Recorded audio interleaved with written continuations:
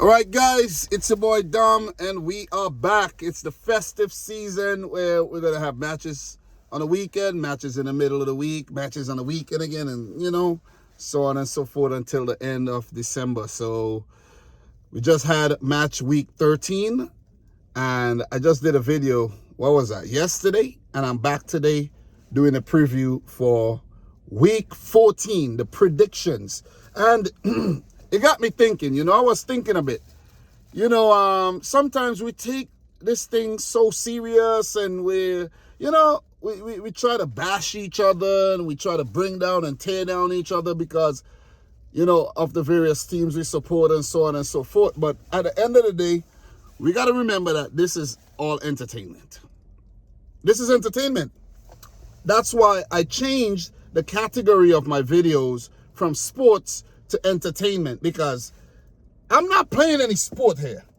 I'm talking about sports, but at the end of the day, it's all for entertainment purposes. You see what I'm saying? You can't take what I say as gospel. It's only my opinion. There's some facts in there and all of that, but at the end of the day, it is all entertainment, man.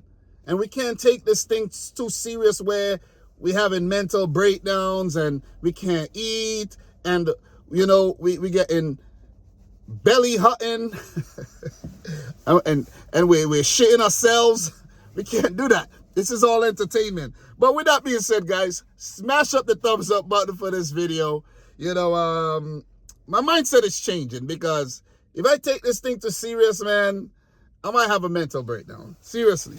Because what my team City are doing right now, it's like unbelievable. 7 games, no wins. I know teams have experienced that in the past, and I was at a lofty position where I was like, looking down from Mount Olympus, looking down at the peasants, because we're in such godly realm.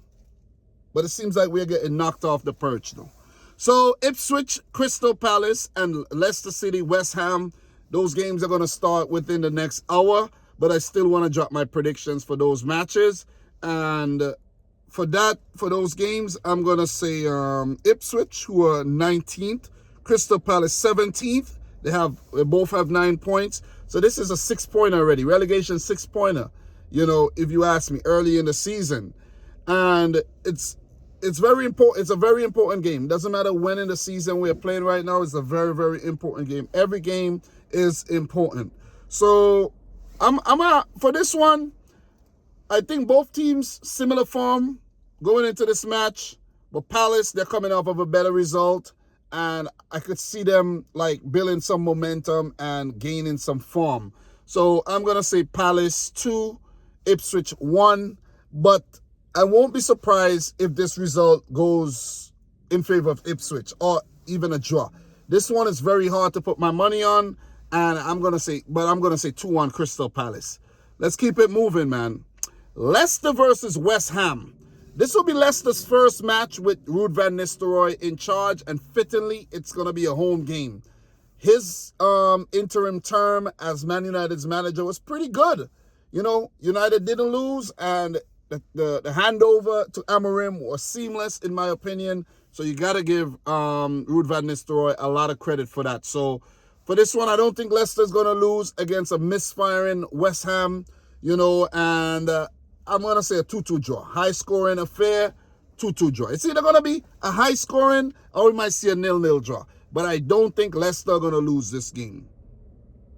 They would want to hope they don't lose this game because it's not looking good. Leicester 16th, 10 points. West Ham are 14th, 15 points. So they would want to close the gap and start, distancing themselves from the bottom of the league table. So with that prediction 2-2, we move into the Wednesday matches. We're going to have 6 matches coming up tomorrow, some big games. So I won't be able to watch all the games at the same time, but maybe I'll tune into the Arsenal United match and, of course, the Man City Forest game. There's a Liverpool match is also tomorrow against Newcastle.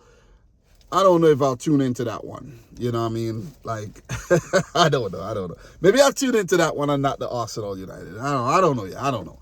But let's continue, man. Southampton versus Chelsea. Well, Southampton actually, weirdly, did the double against Chelsea the last time they were in the Premier League. From when I was actually doing my analysis of these matches, and let me just actually double check that, because I'm doubting myself right now. Guys, do not doubt yourself. If you feel like this is it. Do not doubt yourself. Okay? Don't doubt yourself. So let me see. Southampton, yep, league double against Chelsea the last time they were in the league. The season they got relegated. Anyways, man. But this time around, it's a bit different. Southampton, they're at the bottom of the table right about now. Coming off of a draw, a decent result, factoring how they've played this season. But for Chelsea, they are like one of the most informed teams in the league at the moment, behind Liverpool. And to just correct myself slightly, they are right behind Liverpool as the most informed team, with no losses in their last 5, and maybe that stretches even further back. So it's really going to be a tough match for a struggling Southampton. Could they continue that momentum against Chelsea? Or would they, would it be a turnaround where Chelsea, the team in form, and the Maresca, who's been, working wonders with these youngsters, go on to smash them? Guys, I'm going to go for the latter. I'm going to say Chelsea 4, Southampton 1. Cole Palmer, Nicholas Jackson, these Enzo Fernandez, these guys have been playing really, really well, man. So I definitely got to give Chelsea the credit and the respect, and not go for a left field prediction. Chelsea win 4-1. Manchester City versus Forest. Oh boy. Guys, it has been the worst form for Manchester City in the Pep Guardiola era. And maybe it stretches further than that. This is bad. I could understand you lose 1 or 2 games, but in 7 matches, there should be at least 2 wins in there. It has been no wins. Not a single point gained in November. Let's call it nasty November for Manchester City. Nasty. It was nasty, man. We are in the mud. When I tell you we're in the mud, we're in the mud. Listen, we're in a mud pit up to the neck. Matter of fact, up to the mustache. We're barely breathing right now. Relegation form. It's terrible. It's terrible. Are we going to stop the bleeding against Nottingham Forest? Guys, we have never lost to Forest. Since they got promoted to the league, we have beaten Forest out of 5 games, I think there's been 1 draw in there, a 1-1 draw. But apart from that 1-1 draw, it's been all Manchester City. And I hear the players talking about all they got to focus on is Forest, forget about the Liverpool match and the games that were just played. We're focusing on Forest. And right about now, Forest's form has been so-so, but it's 3 wins, 2 losses in their last 5. They're bouncing back from back-to-back losses, picked up a win in their last game. So this is not a team that's going to be an easy pushover. They're very well drilled defensively. They got some attackers who can hurt you. And you got Nuno in charge. And Nuno is an expert at sucker punching Manchester City. He did it at Wolves. And if he did it before, he could do it again. Do not write off Nuno Espirito Santo and Forest. But with that being said, guys, I think this is going to be where a new leaf turns for Manchester City. The month of December. This is going to be where things are going to take a turn for the better. I hope, and I know you hope that it continues, because majority of you guys are not City fans, and you hope that we continue to fall flat on our face. This is the game that things are going to change for Manchester City. I think it's going to be a complete 360 of the form that we've seen in November. In December. Completely 360. Am I saying that City are going to win every single game in December? No, I'm not saying that. But it's not going to be winless. Let me leave it at that. 2-1 to City over Forest. I think we're going to score twice, and Forest might, give us a late scare with a goal. 2-1 to Manchester City. Guys, let me know your predictions down below. Don't forget to like the video. Let's keep it moving, man. We're going to leave the Newcastle-Liverpool game for last, as I do have a lot of Liverpool fans tuning in, and I like to keep you watching for as long as possible, you know what I mean? That's the goal here. Oh, that's the goal. Everton Wolves. Guys, this one is a tricky fixture.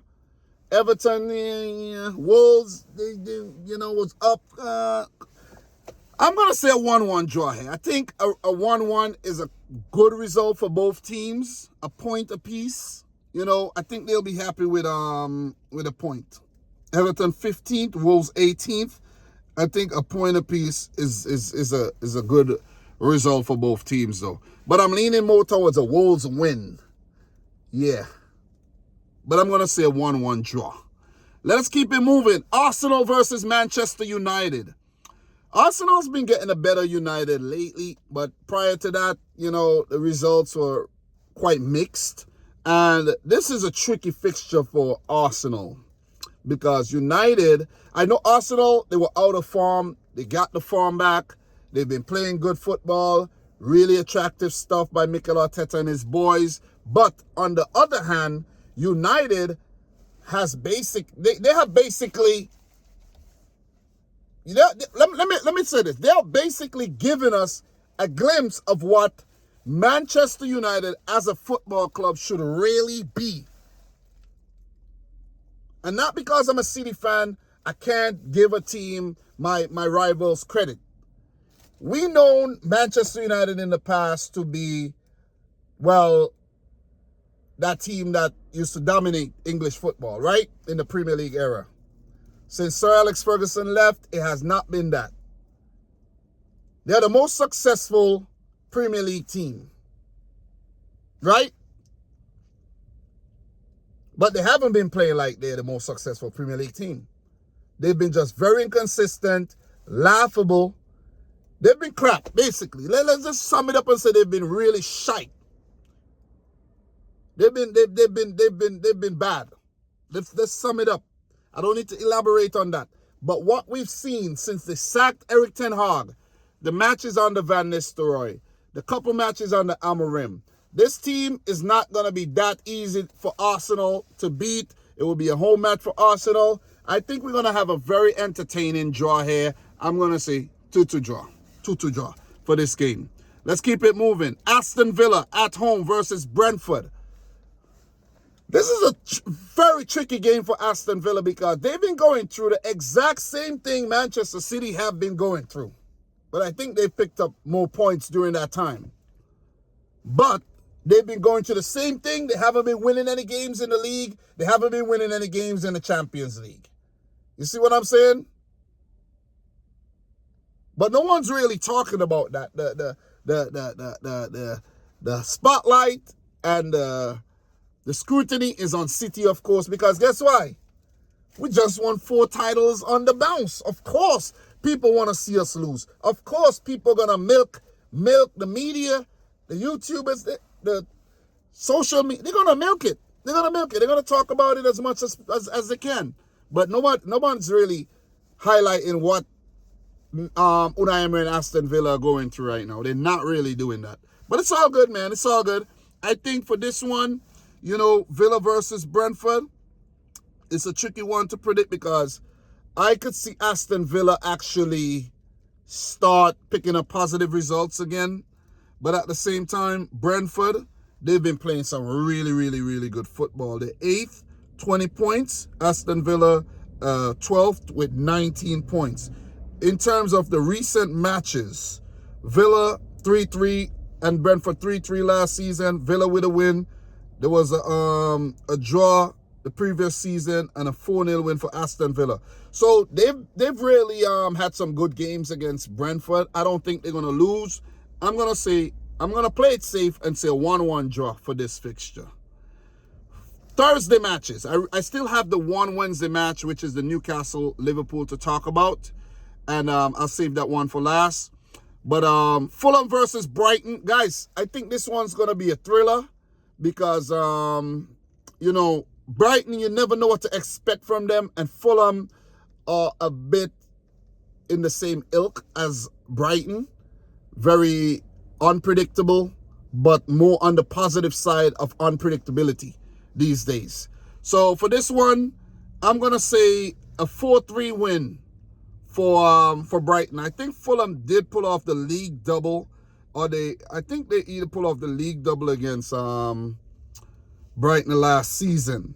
So for me predicting them to lose is kind of gutsy, but at the same time, this is the Premier League, man. You're going to get anything. You're going to get results that you don't expect. And let me just pull that game up really quick to give you guys the facts for sure. Fulham, they have not lost against Brighton in their last 5 games. Last season, a 3-0 win at home and a 1-1 draw on the road. The previous season, the league double. But I think they're going to lose this time around.